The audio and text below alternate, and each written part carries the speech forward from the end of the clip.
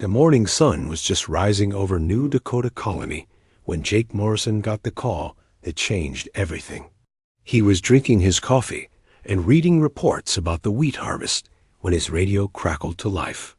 "Jake, you need to hear this," said Carol Wright from the communications center. Her voice was shaking. "We're getting emergency signals from the outer farms." Jake put down his coffee cup and grabbed the radio. "What kind of emergency?" "Ships, Jake. Alien ships. They're dropping. Something big on Farmer Johnson's land." Jake felt his stomach drop. New Dakota had been peaceful for 3 years. The colony of 8,000 people had never seen trouble bigger than a broken water pump or a sick cow. Now alien ships were in their sky. "Get me connected to all the outer settlements," Jake said. "I need to know what's happening." The next 30 minutes brought news that got worse and worse. The alien ships were huge, dark things that blocked out the sun. They were dropping creatures onto the farmland. Big creatures. Dangerous Creatures. Dr. Lisa Chun was the first person to see one of the creatures up close. She was studying plants near the Henderson farm when the shadow fell across her. She looked up and saw a ship that was as big as a city block floating. Above her, something fell from the ship. It hit the ground so hard that Lisa felt the earth shake under her feet. When the dust cleared, she saw something that made her hands shake as she grabbed her. Field glasses. The creature was 12 feet tall and covered in black armor that looked like it was made of metal and bone mixed together. It had 6 legs that ended in claws as long as kitchen knives. Its head was shaped like a triangle, and when it opened its mouth, Lisa saw teeth that looked like broken glass. "Dear God," Lisa whispered. She had studied alien life for 10 years, but she had never seen anything like this. The creature looked around with eyes that glowed red in the morning light. Then it started walking toward the Henderson farm. Each step it took left cracks in the ground. Lisa grabbed her radio. "Jake, this is Lisa. I'm looking at one of those creatures. It's not just big. It's built for war. These things are weapons." More ships appeared in the sky. Soon there were dozens of them, dropping creatures all around the colony. The outer farms started sending panic calls. "They're tearing through our fences like paper," shouted Bill Martinez from the North Farms. "These things are destroying everything." "The Anderson place is gone," reported Sue Parker from the East. "The family got out, but the creatures smashed their house flat." Jake ran to the colony's main building where the emergency center was set up. People were running everywhere. Children were crying. Adults were trying to figure out what to do. "How many creatures are there?" Jake asked Carol. "At least 50, Carol said. "Maybe more. They keep dropping them." Dr. Kevin Walsh, who studied animals for the colony, was looking at pictures that people had sent from their phones. "Jake, these aren't natural creatures," he said. "Look at this armor. Look at those claws. Someone made these things to be perfect killers." The pictures showed creatures that looked like nightmares come to life. They were fast, strong, and smart. They worked together like a pack of wolves, but they were bigger than elephants. "We need to evacuate everyone to the main settlement," Jake said. "Get the word out. Everyone needs to come to town right now." The evacuation started within the hour. Families packed their trucks with whatever they could carry. They left their farms and headed for the main town where the walls were stronger and they had more guns.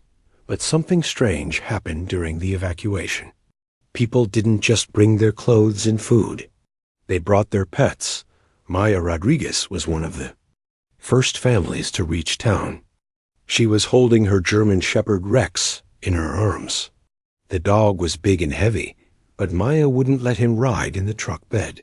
"He's scared," Maya told her husband Carlos. "He keeps looking at the sky." Rex was a smart dog. He had been with the Rodriguez family for 4 years. He was good with their kids and helped Carlos with the farm work. But now Rex was acting different. His ears were up and alert. His nose was working, smelling something in the air that humans couldn't smell. Old Ben Carter came into town with his 3 border collies in the back of his truck. His daughter Jane was driving, because Ben refused to leave the dogs behind. "Dad, we don't have room for the dogs," Jane had argued. "Then we don't go," Ben said. "These dogs are family." Now the 3 dogs were jumping out of the truck and looking around town with bright, intelligent eyes. Spot, the oldest dog, kept looking toward the hills where the alien creatures were. His tail wasn't wagging. Instead, it was stiff and straight, like he was ready to fight. More families arrived with more pets. There were dogs of every size and type. There were cats, both house cats, and the big barn cats that kept mice away from the grain. There were even some pet birds and a few families who brought their chickens. Dr. Leza Chun finally made it to town just as the sun was setting. She had been running tests on some alien metal she had found near one of the crashed drop pods. "Jake, we have a problem," she said. "These creatures aren't just here to scare us. They're here to take over our planet." She showed him a piece of the black armor. "This metal is alive. It grows and heals itself. The creatures wearing it can fix their wounds in minutes. And Jake, I found something else." Lisa pulled out a small device that looked like a mix between a computer chip and a spider. This was attached to one of the creatures. "It's some kind of control device. Someone is controlling these monsters." As if her words had summoned them, the first alien creatures appeared on the hills around town.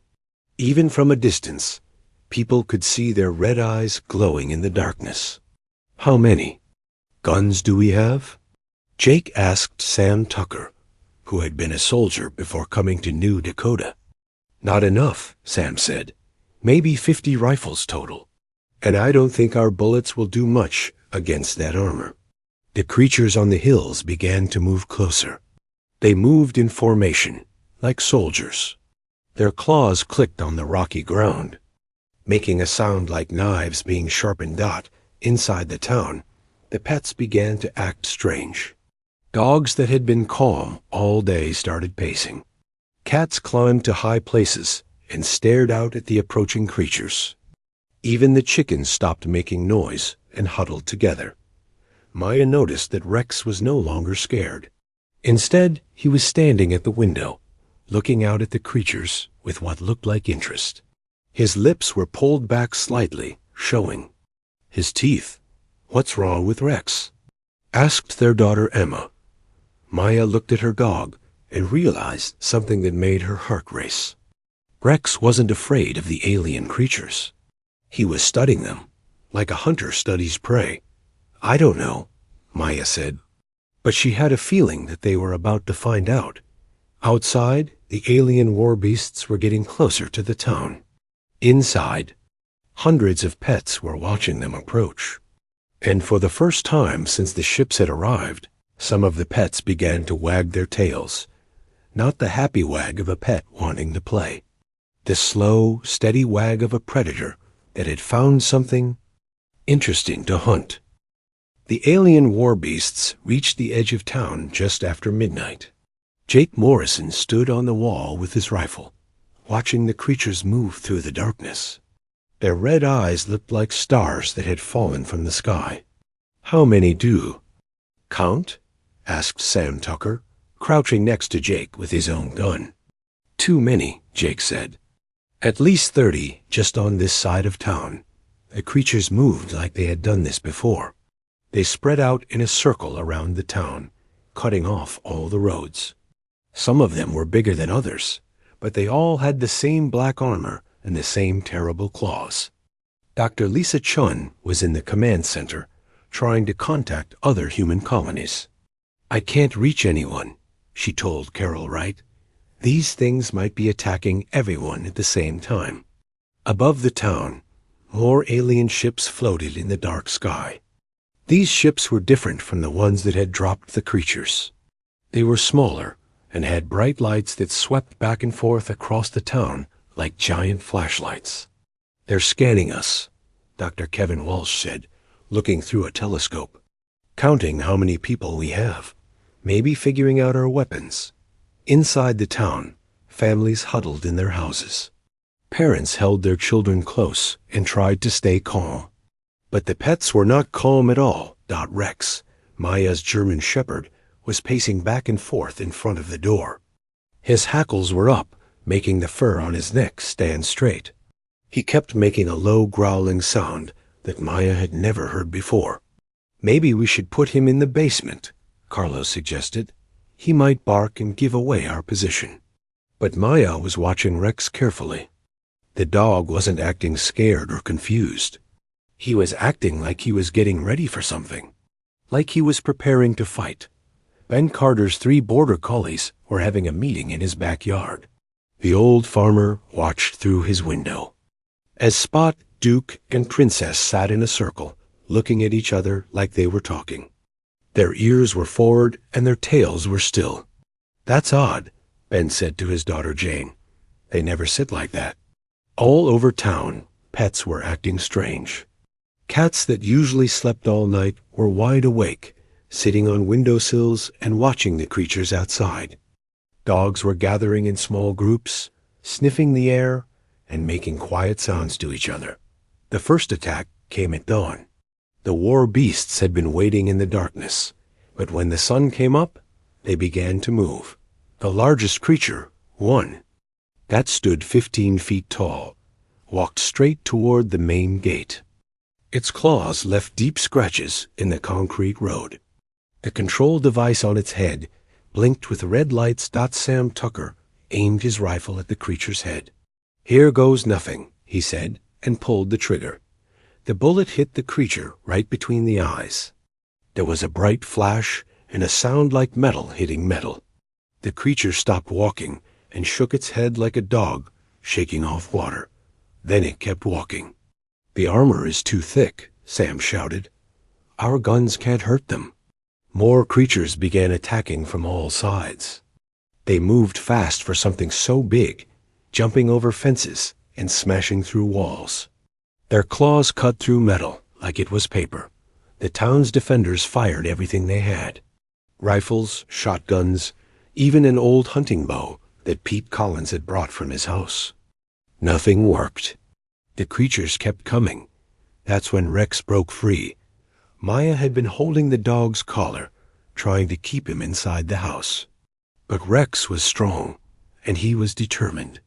He pulled away from Maya and ran straight toward the door. "Rex, no!" Maya screamed. But Rex was already outside, running toward the biggest war beast. The creature was 20 feet away from the town's main building, where families were hiding. Rex was just a dog, 60 pounds of fur and teeth, running toward a monster that could step on him without noticing. Everyone who saw it thought Rex was going to die.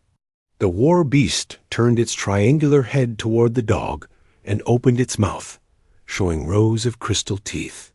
It raised one massive claw, ready to swat Rex like a fly, and something amazing happened.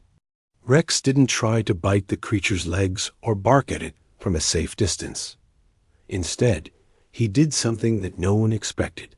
He started circling the war beast, moving fast, staying just out of reach of those terrible claws. The war beast spun around, trying to follow Rex with its eyes. But Rex was too quick. He darted left, then right, then left again. The war beast stumbled, confused by the small, fast target that wouldn't hold still. Rex wasn't trying to hurt the creature. He was trying to confuse it. And it was working. The war beast's control device began blinking faster. It made angry sounds and swiped at Rex with both front claws. But Rex was already somewhere else, circling behind the creature's back legs. Then Ben Carter's 3 border collies joined the fight. Spot, Duke, and Princess came running from 3 different directions. They spread out around the war beast, just like Rex had done. Now the creature had 4 dogs circling it, all moving in different patterns. Border collies were bred to herd sheep. They knew how to make big animals go where they wanted them to go. And right now, they wanted this war beast to go away from the town. The 4 dogs worked together like they had practiced this dance for years. When the war beast tried to charge toward the town, Spot got in its way.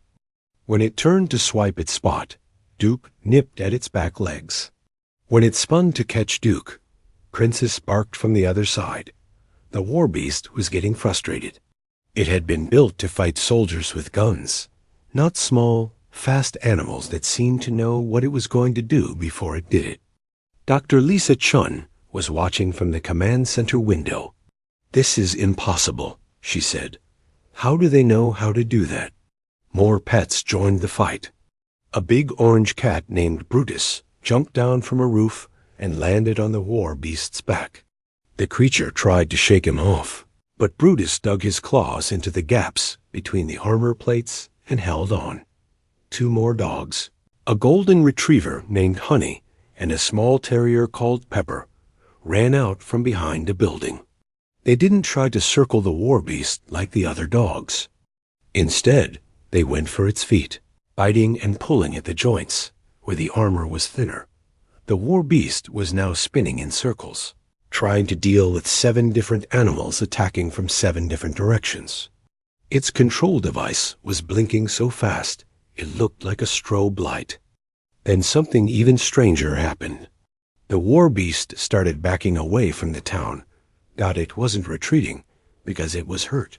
The pets weren't big enough to actually damage its armor. But they had done something more important. They had made it confused and angry and unable to think clearly. "Look at that," said Dr. Kevin Walsh, pointing out the window. "They're herding it, just like sheepdogs herd sheep." He was right. The pets were working together to push the war beast away from the buildings where people were hiding. Every time the creature tried to move toward the town, one of the animals got in its way. Every time it tried to stand still and think, another animal distracted it. Within 10 minutes, the war beast was 100 yards away from the town, surrounded by pets that wouldn't let it move in any direction except further away. Other war beasts around the town were having similar problems. More pets had joined the fight, and they were all using the same tactics: circle, confuse, and push away. A pack of barn cats had climbed onto the roof of the general store and were dropping down onto war beasts that passed below. The cats weren't trying to hurt the creatures. They were going for the control devices, scratching and biting at the electronic parts.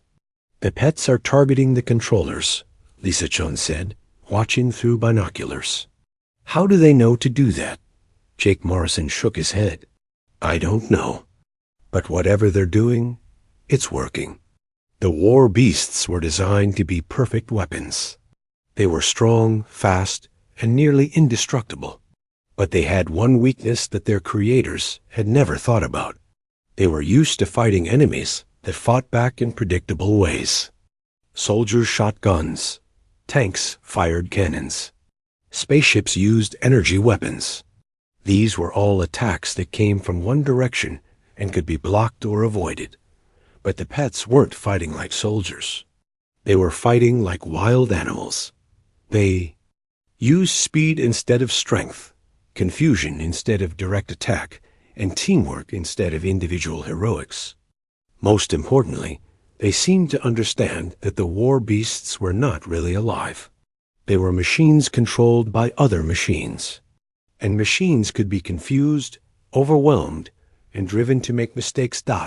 As the morning sun climbed higher, the first battle between Earth's pets and the alien war beasts continued. And for the first time since the ships had appeared, the people of New Dakota began to hope that they might survive. Rex ran back to Maya's house, his tongue hanging out and his tail wagging. He looked proud of himself, like he had just done something wonderful. "Good boy," Maya whispered, scratching behind his ears. "Very good boy." Outside, the war beasts were still trying to figure out what had just happened to them. Their perfect plans were falling apart, and they didn't know why. but the pets knew. They had just discovered that they were very good at hunting. By noon on the second day, something impossible was happening in New Dakota. The pets weren't just defending the town anymore. They were hunting the war beasts. Jake Morrison stood in the command center, looking at reports that made no sense. "Tell me that again, slowly," he said to Pete Collins, who had just come back from the North Wall. "The dogs found 3 war beasts stuck in Miller's Pond," Pete said. "The beasts were just standing there in the water, not moving. When I got closer, I saw why. There were cats sitting on all the high ground around the pond, just watching them." "Cats?" Jake asked. "About 20 of them. House cats, barn cats, even some of those wild cats from the hills. They weren't attacking the war beasts. They were just sitting there, staring, and the war beasts were too scared to move." Dr. Lisa Chun looked up from her computer. "That's the 4th report, like that this morning. The pets are using psychological warfare." She showed Jake a video that someone had taken with their phone. It showed a war beast trying to walk down Main Street, but every few steps it would stop and look around nervously. Cats were sitting on every roof, every fence post, every car. They weren't making any noise. They were just watching. "The war beast can't figure out where the next attack is coming from," Lisa explained, "so it's afraid to move forward." Dr. Kevin Walsh came into the command center carrying a tablet full of notes. "I've been studying the pet behavior all morning," he said. "What we're seeing isn't normal pack behavior. It's something much more complex." He showed them a map of the town with colored dots marking where different animals were positioned. "Look at this pattern. The dogs are working in coordinated teams. The cats are providing surveillance from high positions. Even the chickens are helping." "Chickens?" Jake asked. "They're acting as an early warning system," Kevin explained.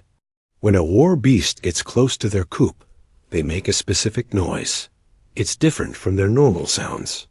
The other animals hear it and know which direction the threat is coming." From Maya Rodriguez was experiencing the pet cooperation firsthand. Rex had left the house early that morning, and Maya had been worried about him. But then she saw him working with a group of other dogs she had never seen before. Rex was leading a mixed pack that included Ben Carter's Border Collies, a Labrador from the Patterson family, 2 mutts from the south side of town, and a German shepherd mix that belonged to the school teacher. The dogs moved through the streets like a military unit. "They're patrolling," Maya told her husband Carlos. "Look how they spread out and check every corner."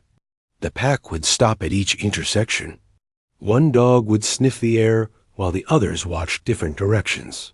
When they were sure the area was clear, they would move to the next block. But the most amazing thing was how different types of animals were working together. Maya watched Rex approach a tabby cat that was sitting on a fence. The cat meowed once, softly. Rex tilted his head, listening.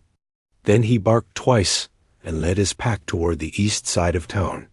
Did that cat just give Rex directions? Carlos asked. It looked like it had. And it wasn't the only example. All over town, cats were acting as lookouts for dogbacks. Birds were flying overhead and calling down information. Even the pet rabbits that some families kept seemed to be part of the network. Dr. Lisa Chun decided to follow one of the pet patrols to see what they were actually doing. She grabbed her binoculars and quietly followed Rex's pack toward the town's edge. What she saw there made her stop and stare. The pack had found a war beast that was trying to repair itself. The creature had been damaged in yesterday's fighting, and it was using some kind of tool to fix its armor. It was alone, separated from the other war beasts. Rex and his pack didn't attack right away. Instead, they spread out in a wide circle around the creature. Each dog took a position where the war beast could see them, but just barely. Then they waited. The war beast kept working on its armor, but Lisa could see that it was getting nervous. Its head kept turning to look at the dogs. Its movements became jerky and quick. One of the border collies took a single step forward. The war beast immediately stopped working and focused all its attention on that dog. While it was distracted, Rex moved closer from the opposite side. The war beast spun around to look at Rex. Now 2 other dogs moved a step closer. This went on for 20 minutes. The dogs taking turns moving closer, keeping the war beast's attention, jumping from one direction to another. The creature never got a chance to finish repairing itself. Finally, the war beast gave up. It left its repair tool on the ground and walked away, looking over its shoulder at the dogs that followed it at a safe distance. They wore it down, Lisa whispered into her radio. They didn't fight it. They just stressed it until it couldn't. Think straight. The strategy was working all over town. War beasts that should have been unstoppable were being frustrated and confused by animals that weighed 1/10 of what they did. Ben Carter was watching his 3 border collies work with a group of cats to trap a war beast in his barn. The cats had gone in first, moving silently through the rafters. They had spooked the war beast, making it run toward the barn door where the dogs were waiting. But instead of attacking, the dogs had simply blocked the doorway.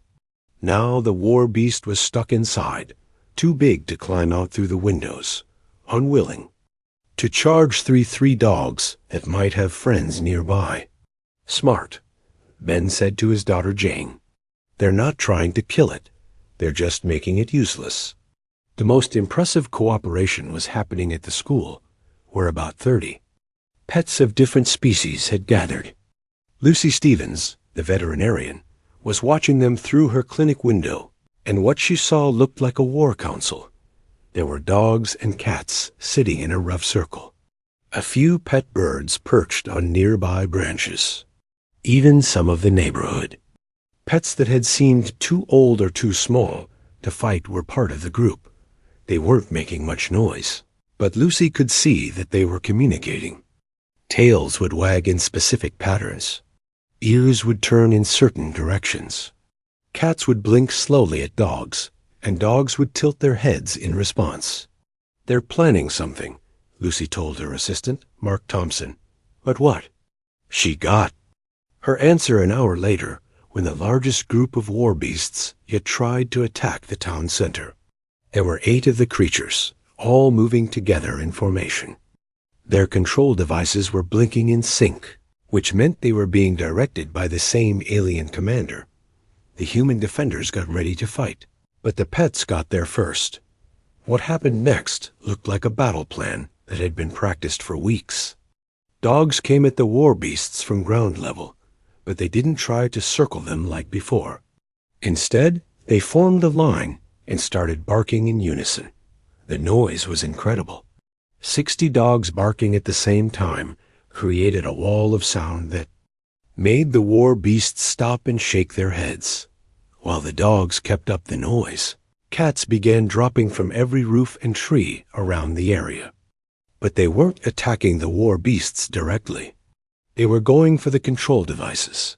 The cats moved like shadows, jumping from one war beast to another, scratching at the electronic equipment attached to the creatures' heads. Some of the control devices started sparking. Others went dark completely. The war beasts that lost their control devices didn't know what to do. They had been following orders from the alien ships for so long that they couldn't think for themselves. They stood still, looking confused and lost. The war beasts that still had working control devices tried to help their companions, but the dogs and cats had thought of that too. Every time a controlled war beast moved toward an uncontrolled one, pets would get in the way, creating distractions and obstacles. Within an hour, all 8 war beasts were wandering around the town square like lost children. Their control devices were either broken or jammed with so much conflicting information that they couldn't process orders. Dr. Kevin Walsh was taking notes as fast as he could write. "This is incredible," he said. "They've developed a multi-species battle strategy that targets the enemy's command and control systems. Jake Morrison was starting to understand what they were really seeing. These aren't just pets anymore, he said. They're a military unit. The transformation was happening all over town. Pets that had spent years sleeping on couches and playing. With children were now working together like they had been soldiers their whole lives. Maya's neighbor, Ellen Davis, called her on the radio. "Maya, you need to see this. My cat Whiskers is teaching the neighbor's dog how to climb the fence." It was true. All over town, pets were sharing skills. Cats were showing dogs how to move silently and climb to high places. Dogs were teaching cats how to work as a team and coordinate attacks. Birds were acting as messengers, carrying information between different animal groups. The aliens in their ships above the town were getting worried. Their war beasts were supposed to have conquered the colony by now. Instead, the creatures were being systematically disabled by animals that shouldn't have been able to hurt them. Commander Zekthar of the Vorthan Fleet watched the feeds from his war beast's cameras. What he saw made no sense according to everything he knew about warfare. "Send more war beasts," he ordered his second-in-command. "Double the number." But deep down, Zekthar was starting to worry. His perfect weapons were being defeated by creatures that his computers said were harmful. On the third day, the war changed completely. The pets were no longer just defending the town. They were hunting the alien soldiers who controlled the war beasts. Commander Zekthar had made a mistake. Frustrated by his war beast's failures, he had sent down troops of Vorthan soldiers to take direct control of the situation. The soldiers wore advanced armor and carried energy weapons that could cut through steel. What Zekthar didn't know was that Earth's predators had been hunting armored prey for millions of years. Dr. Lisa Chun was the first to see what happened when the alien soldiers met the pets.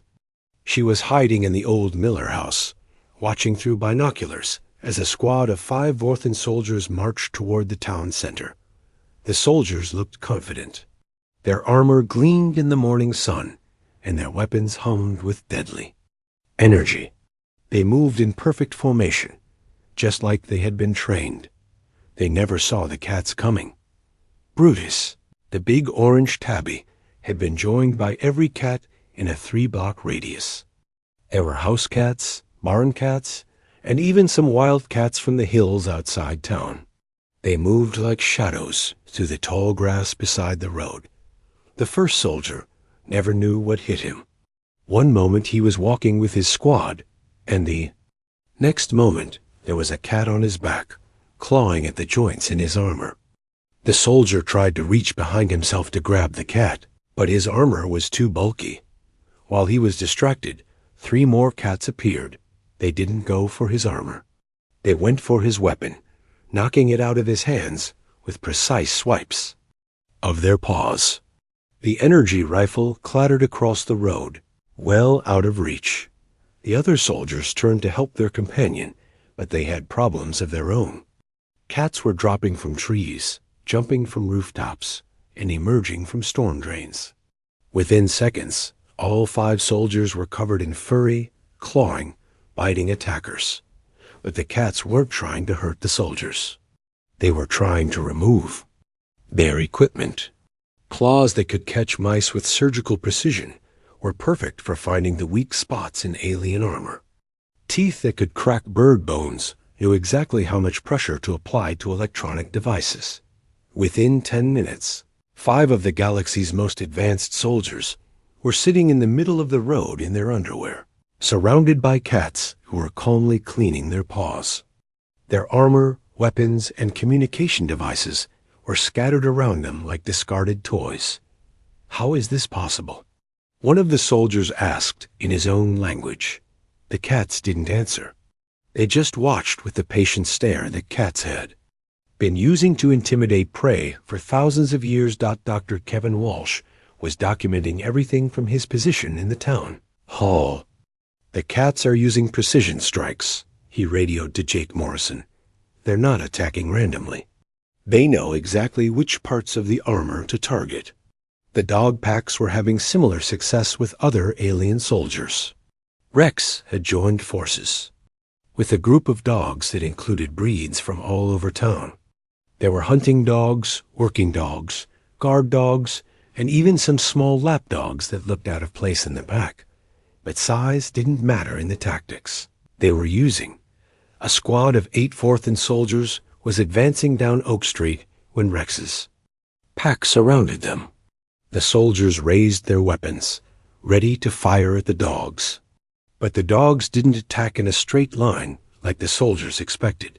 Instead, they used the same herding tactics that had worked on the war beasts. They circled the soldiers, staying just out of range of the energy weapons.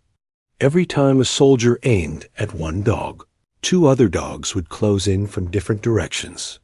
The soldiers found themselves spinning in circles, trying to keep track of targets that moved too fast and worked too well together. Their advanced armor was designed to stop bullets and energy blasts, not to help them fight opponents who attacked from 12 directions at once. Maya Rodriguez watched from her window as Rex did something she had never seen him do before. The German shepherd was clearly giving orders to the other dogs. He would bark once, and 3 dogs would move left.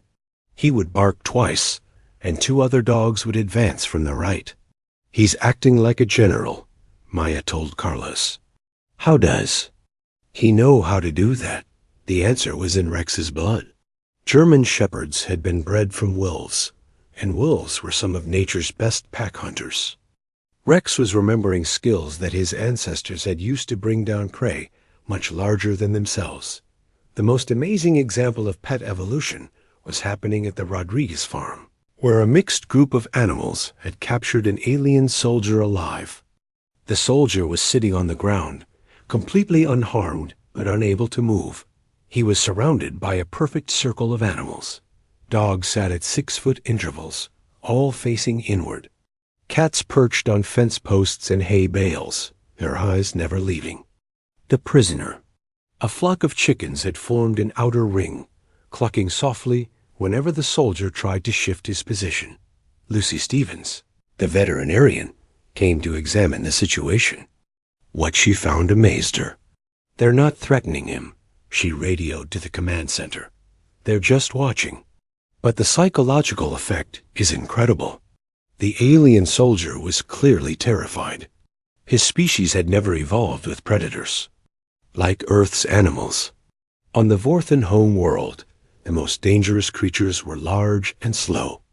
They had never dealt with small, fast, intelligent predators that hunted in coordinated packs. Every time the soldier moved, 40 pairs of eyes followed him. When he tried to reach for his communication device, a dog would growl softly. When he tried to stand up, a cat would hiss just loud enough to be heard. The animals weren't hurting him, but they were keeping him in a state of constant stress. His alien nervous system couldn't handle the pressure of being watched by so many predators at once. Dr. Lisa Chun arrived with her translation device to try to talk to the prisoner. What the alien told her changed everything. They smell like death, the soldier said in broken English. All of them. They smell like the thing that eats us in our nightmares. Lisa realized what he meant. Earth's predators carried the scent of countless generations of successful hunters. To an alien species that had never really been hunted, that scent was triggering deep, primal fears. The pets weren't just using physical tactics. They were using psychological warfare that worked on a genetic level. The most impressive display of pet intelligence happened when a group of Vorthan soldiers tried to use one of their war beasts as a shield while advancing on the town. The soldiers walked behind the creature, protected by its massive bulk and armor. The pet's response was swift and brilliant. Instead of attacking the war beast or trying to get around it, they turned the creature against its own handlers. A team of cats, led by Brutus, climbed onto the war beast's back and began clawing at its control device. But they weren't trying to destroy it like before. They were trying to reprogram it. Somehow, the cats had learned which wires to scratch and which circuits to leave alone. Within minutes, the war beast's control device was sparking and flashing in patterns that looked almost like a computer virus. The war beast stopped following orders from the Vorthan soldiers. Instead, it began responding to signals from the cats on its back. When Brutus meowed once, the creature turned left. When he meowed twice, it moved forward. The Vorthan soldiers found themselves being chased by their own war beast with a tabby, cat riding on top like a furry general commanding a living tank. "This is impossible," Jake Morrison said, watching the scene through binoculars. "Cats don't understand alien technology." But Dr. Kevin Walsh had a different theory. "Maybe they don't understand the technology," he said, "but they understand cause and effect. They figured out that scratching certain parts makes certain things happen." It was like watching evolution in fast forward. The pets were learning and adapting to alien technology faster than the aliens could adapt to Earth's predators. The cooperation between different species was reaching levels that scientists had thought impossible. Birds were carrying messages between animal groups that were miles apart. Cats were teaching dogs how to climb walls and move silently. Dogs were showing cats how to work as coordinated teams. Even more amazing, the pets were beginning to use human tools and equipment. A group of border collies had figured out how to operate the town's emergency sirens, using them to coordinate attacks across the entire settlement. A clever cat named Mittens had learned to turn on the sprinkler system, creating muddy patches that made it hard for the heavy war beasts to keep their footing. The Vorthan forces were in complete chaos. Their perfect war machines were being systematically dismantled by creatures that their military computers had classified as harmless domestic animals. Commander Zekthar was receiving reports that made no sense. His soldiers were being captured by groups of cats. His war beasts were being turned against each other by dogs that seemed to understand alien control systems better than some of his own technicians. "Sir, we have a problem," his second-in-command reported. "The animals are learning faster than we can adapt our tactics." Zekthar looked at the tactical display showing the positions of his forces around New Dakota. Red dots representing his.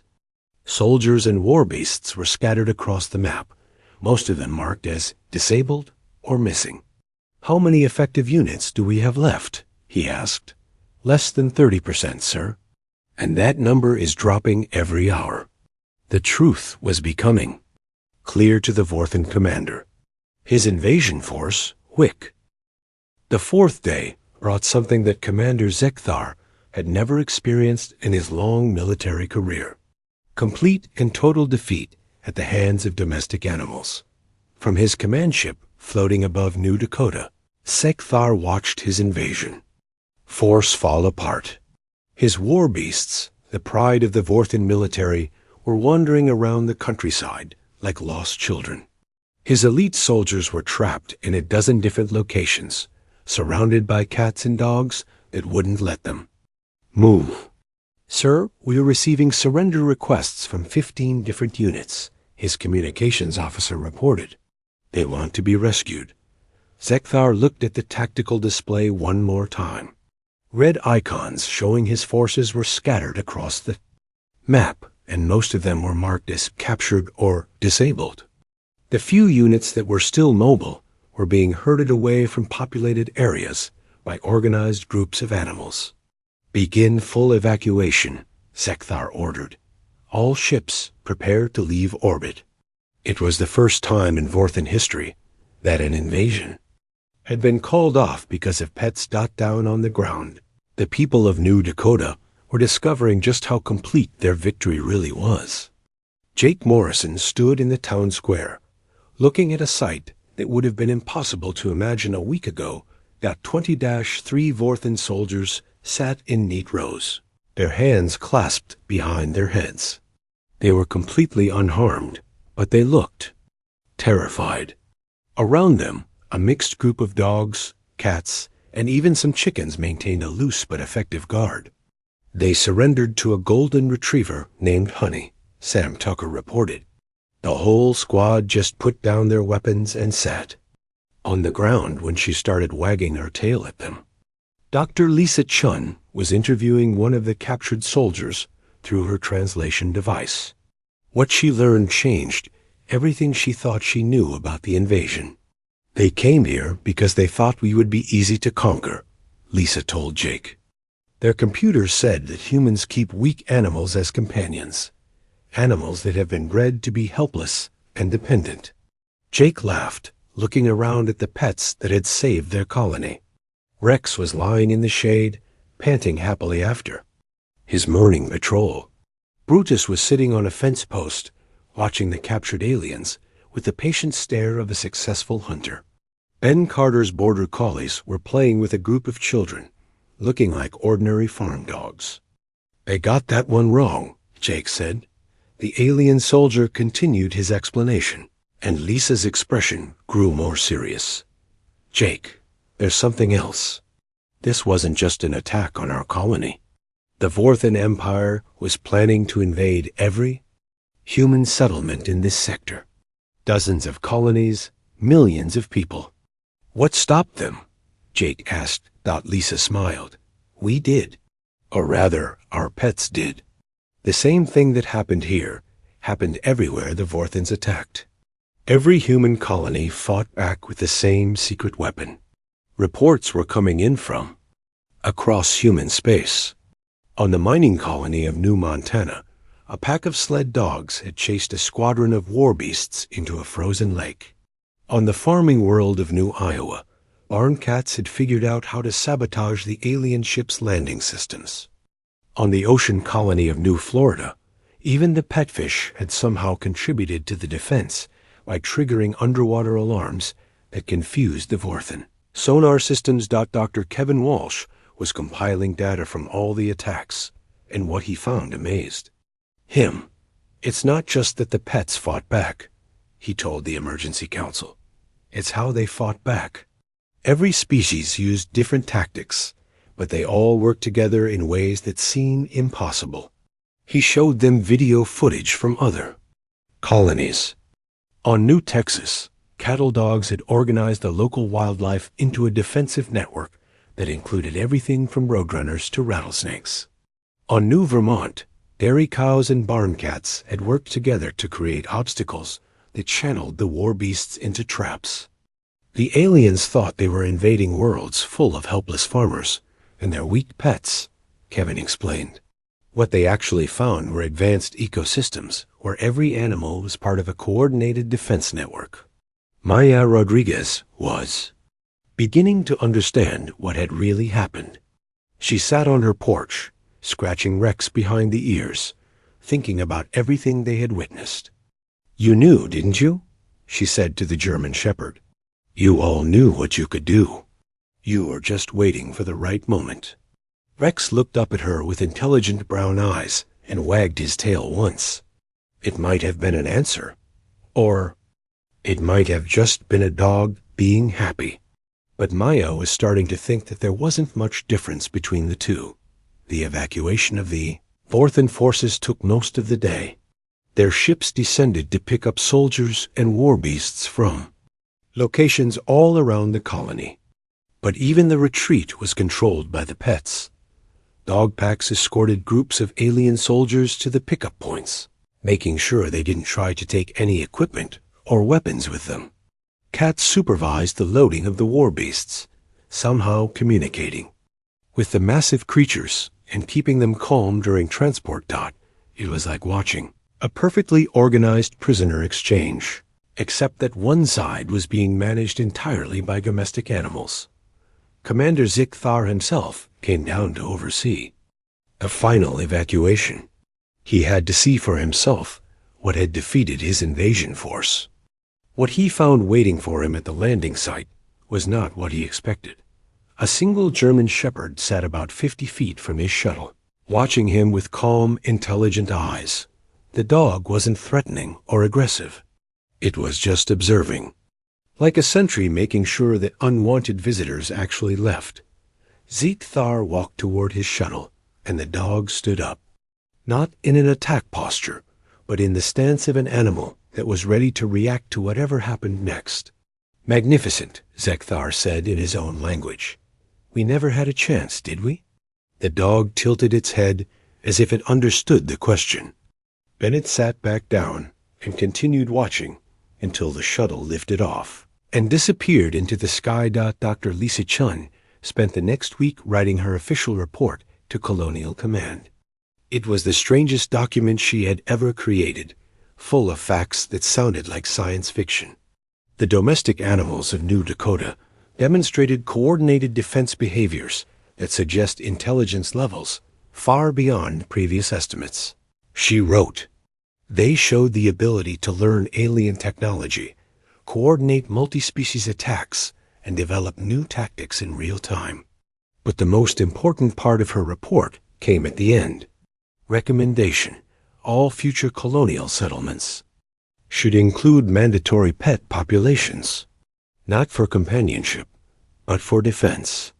We have discovered that humanity's greatest military asset is not our technology or our weapons.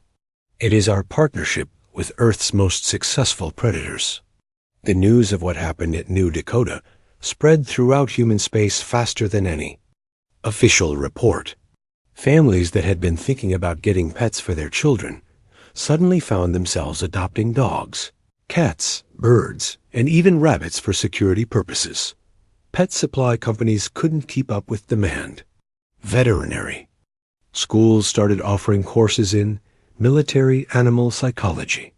The Colonial Defense Force officially added Domestic Animal Coordinator to their list of essential personnel for new settlements. Jake Morrison was promoted to Regional Administrator, partly because of his successful defense of New Dakota, but mostly because he was one of the few people who understood how to work with the new reality. "The pets aren't soldiers," he explained to new colonial administrators.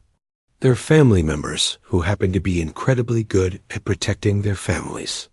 The key is to remember that they're doing this because they love us, not because we trained them to." Maya Rodriguez became the colony's first official animal liaison, helping families understand their pets' new roles. She often told the story of that first day when Rex had run toward the war beast and how she had thought he was going to die. "I was wrong," she would say. "Rex wasn't running toward danger. He was running toward a job he had been bred to do for thousands of years. We just never gave him the chance to do it before." The Vorthan Empire updated their military databases with a new classification for human colonies. Class 10 Hazard, Apex Predator Symbiosis. They recommended that all Vorthan forces avoid human settlements indefinitely. Other alien species began studying the reports from New Dakota with fascination and growing respect. Humanity had accidentally created the most effective planetary defense system in the galaxy, and they had done it by making friends with animals. 6 months after the invasion, New Dakota was thriving like never before. The colony had expanded.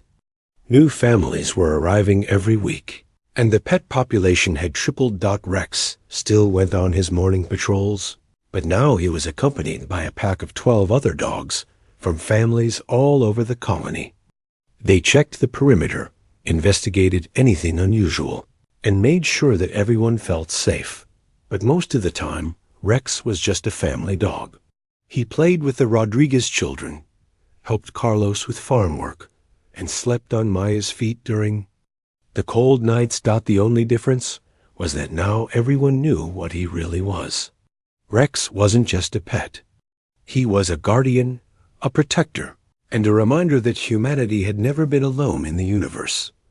Earth's animals had been watching over them all along, waiting for the day when they would be needed. When that day came, they had been ready. As Maya watched Rex chase a stick in the backyard, she thought about all the other human colonies scattered across the galaxy. On every world, in